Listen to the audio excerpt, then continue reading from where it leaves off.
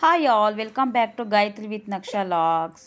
I hope ಎಲ್ಲ ಚೆನ್ನಾಗಿದ್ದೀರಾ ಅಂತ ಅನ್ಕೊತಾ ಇದ್ದೀನಿ. ನಾನು ಕೂಡ ಚೆನ್ನಾಗಿದ್ದೀನಿ ಅಂತ ಹೇಳ್ತಾ ನಾನು ಇವತ್ತು ಲಾಗ್ ಅಪ್ಲೋಡ್ ಮಾಡೋಣ ಅಂದ್ಕೊಂಡೆ. ಆ್ಯಕ್ಚುಲಿ ಇದು ಎಸ್ಟರ್ಡೇ ಮತ್ತು ಇವತ್ತು ಮಾರ್ನಿಂಗ್ ಲಾಗ್ ಆಗಿರುತ್ತೆ.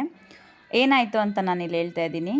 ನಿಮ್ಗೆ ಆಲ್ರೆಡಿ ಗೊತ್ತು, ನಕ್ಷಾಗೆ ಇಂಜೆಕ್ಷನ್ ಹಾಕ್ಸಿದ್ಮೇಲೆ ಸ್ವಲ್ಪ ಹುಷಾರು ತಪ್ಪಿದ್ಲು. ಈಗ ರಿಕವರಿ ಆಗಿ ಚೆನ್ನಾಗಾಗಿದ್ದಾಳೆ. ನಿನ್ನೆ ಸಂಜೆ ಏನಾಯಿತು ಅಂತಂದರೆ ಸ್ವಲ್ಪ ಸ್ವೀಟ್ಸು ಮತ್ತು ಬೆಣ್ಣೆ ಮುರುಕು ತಿನ್ನಬೇಕು ಅಂತ ಹೇಳಿ ನಾನು ತರಿಸ್ಕೊಂಡಿದ್ದೆ. ಸ್ವೀಟಲ್ಲಿ ನನಗೆ ಜಾಂಗಿರಿ ಏನು ಅಷ್ಟು ಇಷ್ಟ ಆಗಲ್ಲ. ನನಗೆ ಪೇಡ ಅಂದರೆ ತುಂಬ ಇಷ್ಟ. ನಿಮಗೆ ಏನು ಸ್ವೀಟ್ ಇಷ್ಟ ಅಂತ ನನಗೆ ಕಮೆಂಟಲ್ಲಿ ತಿಳಿಸಿ.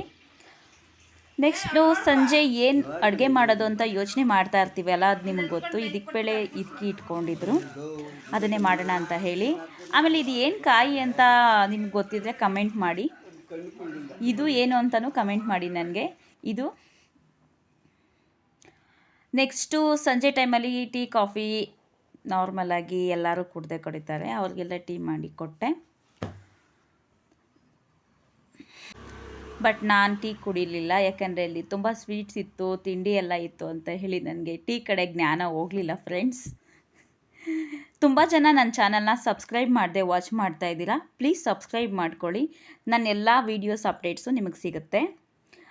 ಇಲ್ಲಿಂದ ನನ್ನ ಮಾರ್ನಿಂಗ್ ಲಾಗ್ ಆಗಿರುತ್ತೆ. ಇದು ಮಾರ್ನಿಂಗ್ ಅಷ್ಟೊತ್ತಿಗೆ ಪುಳಿಯೋಗರೆ ಮಾಡೋಣ ಅಂತ ಹೇಳಿ ನನ್ನ ತಂಗಿ ಡಿಸೈಡ್ ಮಾಡಿ ಇದನ್ನೆಲ್ಲ ಹಾಕಿ ಹೇಗೆ ಮಾಡೋದು ಅಂತ ತೋರಿಸ್ತೀನಿ ಅಂತ ಹೇಳಿ ನನ್ನ ಕರೆದ್ಲು.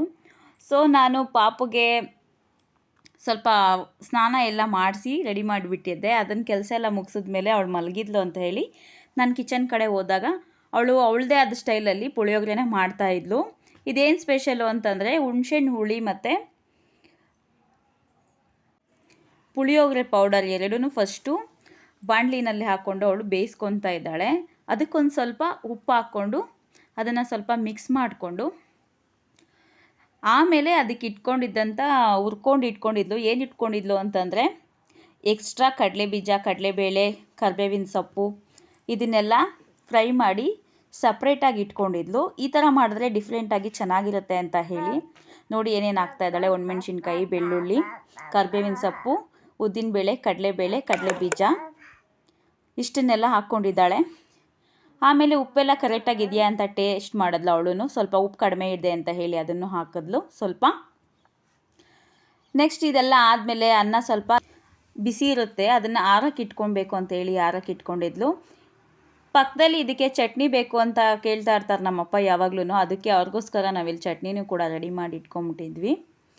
ಫೈನಲಿ ಅನ್ನ ಎಲ್ಲ ಮಿಕ್ಸ್ ಮಾಡಿ ಅವಳ ಬಾಕ್ಸ್ಗೂ ಕೂಡ ಹಾಕ್ಕೊಂಡ್ಲು. ಇವತ್ತು ನಮ್ಮ ಮನೇಲಿ ಪುಳಿಯೋಗರೆ ಸ್ಪೆಷಲ್ ಆಗಿತ್ತು. ಆ್ಯಕ್ಚುಲಿ ಇವತ್ತು ಫ್ರೈಡೇ ಆಗಿರೋದ್ರಿಂದ ನಮ್ಮ ಮನೇಲಿ ಪೂಜೆ ನಾರ್ಮಲಾಗಿ ಆಗೇ ಆಗುತ್ತೆ. ಬೆಳಗ್ಗೆನೇ ಎಲ್ಲ ಹೊಸಲೆಲ್ಲ ತೊಳೆದು ರಂಗೋಲಿ ಎಲ್ಲ ಹಾಕಿ ನಾರ್ಮಲಾಗಿ ಹೊಸಲು ಪೂಜೆ ಎಲ್ಲ ಮಾಡಿದ್ವಿ. ನೆಕ್ಸ್ಟು ದೇವ್ರ ಪೂಜೆ ಎಲ್ಲ ನಿಮಗೆ ಗೊತ್ತು, ಎಲ್ಲ ಮಾಡೇ ಮಾಡ್ತೀವಿ. ನಾನು ನಮ್ಮ ಅಪ್ಪ ಮನೆಯಲ್ಲಾದರೆ ಮಾರ್ನಿಂಗ್ ಟೈಮಲ್ಲಿ ಪೂಜೆ ಮಾಡ್ಕೊತೀವಿ, ಎಲ್ಲ ಸಪೋರ್ಟ್ ಮಾಡ್ತಾರೆ ಅಂತ ಹೇಳಿ, ಯಾರಾದರೂ ಮಗುನ ನೋಡ್ಕೊತಾರೆ ಅಂತ. ಬಟ್ ನಾನು ನನ್ನ ಹಸ್ಬೆಂಡ್ ಮನೆಯಲ್ಲಿ ಎಲ್ಲ ಕೆಲಸ ಮುಗಿಸಿ ಸಂಜೆ ಸ್ನಾನ ಮಾಡಿನೇ ಪೂಜೆ ಮಾಡಬೇಕಾಗತ್ತೆ. ಬೆಳಗ್ಗೆ ಅಷ್ಟೊತ್ತಿಗೆ ಮಾಡೋದು ಸ್ವಲ್ಪ ಕಷ್ಟ ಆಗುತ್ತೆ.